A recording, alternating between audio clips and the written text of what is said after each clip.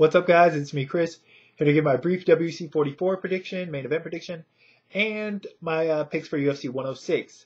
First up, WC 44 on Wednesday. Just going to talk about the main event because got a lot to talk about and not a lot of time to do it. Got Mike Brown defending his featherweight title against Jose Aldo. Brown's coming off the win over Uriah in the rematch, the decision win.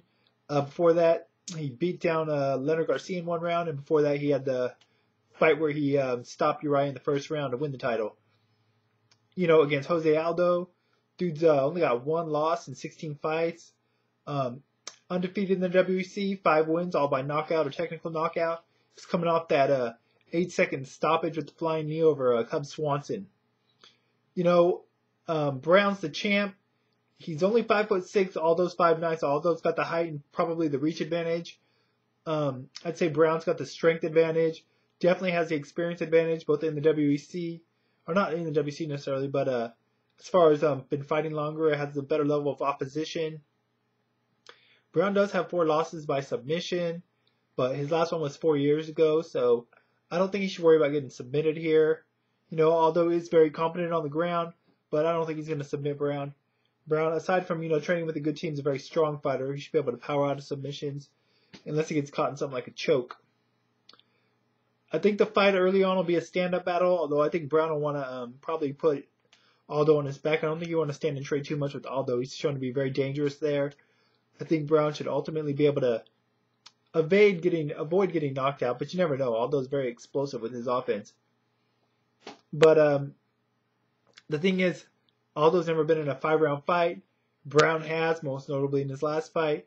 So he's shown the ability to go to the distance and win a decision. I think ultimately that's going to be what gets the fight for him here. I think it'll be a good fight, especially in a couple of early rounds. I think Aldo may have his moments where he can trouble Brown, but I think Brown will be able to survive those moments and draw the fight out, get a decision, draw it out to the 5 rounds. Where I'm not sure. I just don't know if Aldo's going to have the gas to hang lane in later rounds because we haven't seen him go there. I think ultimately Brown's going to win a decision here in a pretty good and entertaining fight. So make sure and check that out on Wednesday on the Versus channel. Alright, moving on. UFC 106 on Saturday. Gonna run over the undercard real quick because, as I said, don't have a lot of time. Got Paulo Thiago over the debuting Jacob Volkman by submission. Brock Larson by decision over Brian Foster. George Sotiropoulos by submission over Jason Dent. Fabricio Camoins by, we'll say, decision over Kao Uno. Kendall Grove, Jake Rochal. Close fight to call. Actually, Rochal, Grove, and Saunders Davis will be on Spike TV.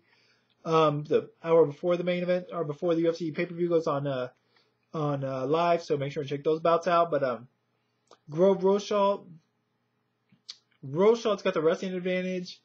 Grove's better overall. Oh, man, I'm going to go with Grove. I think Rochal can easily get a decision here if he just puts Grove on his back. But I'm going to go with Grove. I don't even know how, but I'm going to say Kendall's going to pull this win out. Ben Saunders, Marcus Davis. Tough break for Saunders. He's coming off that quick TKO loss. Not quick, but TKO loss to Mike Swick. Going right back in there against another tough opponent in Davis. I'm going to go with Davis here. Saunders didn't show the best of chin against Swick. And Davis has a lot of power, so I'm going to go with Davis here by TKO, 2nd or 3rd round. And the last undercard bout, Amir Sadallah against Phil Baroni. Very surprised to see Phil Baroni back in the UFC, in all honesty. No disrespect. I just didn't think he earned his way back in. Sadallah hasn't really got a chance to show much in the UFC. Tough bout to call. I'm going to go with Sadallah by decision. Don't even know why. But that's the way it's going to be. Anyways, on to the main card. First bout, Karo Parisyan versus Dustin Hazlett. Should be a really good fight. Both guys make entertaining fights usually every time out. More so Hazlett. Parisyan hasn't looked as good as of late. Hazlett, I think, is a little bit more well-rounded. I know he's younger. I know Parisyan's the veteran here. But I think Hazlett's a little more well-rounded. I like Hazlett. I'm a fan. It's not why I'm going to pick him, but I just think he's looked better as of late. I'm going to go with Hazlett here by decision and what should be a pretty damn good, entertaining opening fight. Antonio Rogerio Nogueira against Luis Cane, or Kane, depending on how you want to pronounce it. Rogerio Rodrigo's little brother is coming in, making his UFC debut. Should be another good fight here. I'm going to go with Nogueira because although Cane's looked good, Rogerio is more well-rounded, you know. Cane's probably better on the feet, but Rogerio's no slouch on the feet. He's pretty good on the feet as well. On the ground, I think Rogerio's got a huge advantage with the submission game.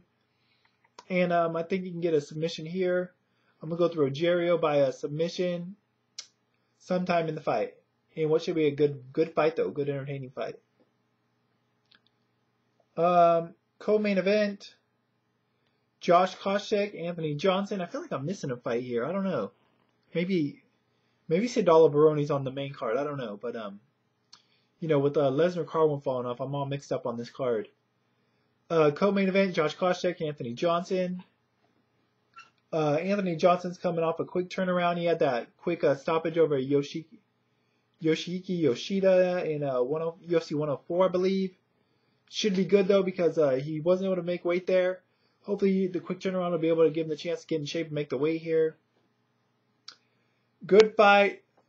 Both are good standing, but I think Johnson's got the edge there. I give the edge wrestling, obviously, to Josh Koscheck. Not sure how the quick turnaround is going to affect Johnson. I don't think it'll affect him negatively. I just think that Koscheck's wrestling gives him the overall advantage here. Koscheck, as much as Joe Rogan likes to preach about his ever-improving stand-up, I don't think he's as good on the stand-up as Anthony Johnson. Koscheck, one thing about when he's in the stand-up, he holds his head up very high. Doesn't tuck his chin very well. Better watch that with Anthony Johnson's fast hands. If he gets caught, I can definitely see Anthony rumble putting Josh's lights out. But I'm going to play it safe here and go with Josh by decision. Main event, Tito Ortiz, rematch against Forrest Griffin.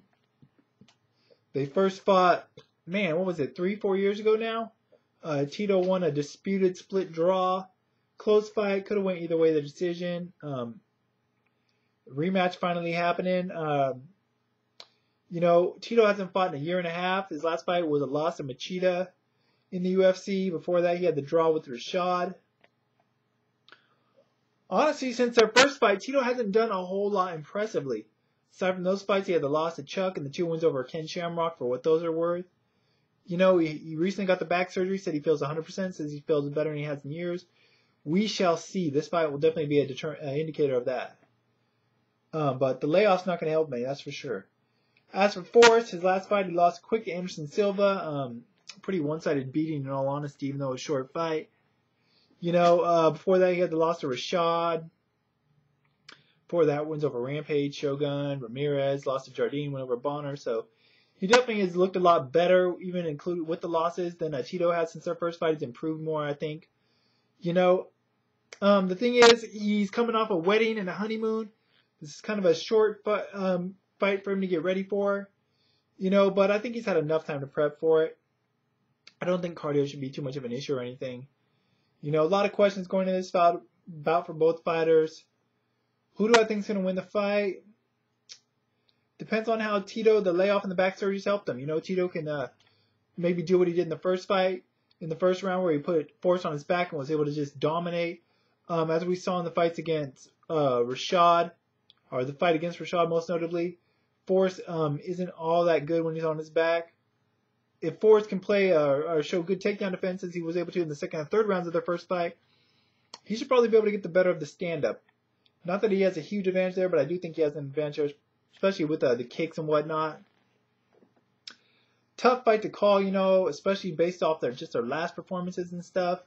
You know, I'm going to go Tito here by decision. You know, if the back surgery is what was ailing him all these years, you know, and he is 100%, then I look for him to just put Forrest on his back and just smash him with forearms and punches. Control. Maybe not the most exciting fight. Hard to say, but I think it will go 3 rounds. I think it should be a close fight. I think it will be a competitive fight. But I look for Tito to get a decision here. But don't be surprised if Forrest wins the decision here. I don't think it'll be a stoppage either way. That's for sure. Just my opinion. I was able to do the conference call with both Tito and Forrest last week. And Dana White. I'll probably put that in a separate video later this week. Just conference call quotes, you know, my questions and their responses. Probably drop that later in the week on Thursday or Friday. Keep an eye out for that. Be sure to check out the website, therewillbebloodfightshow.com. I'll put a link here as always.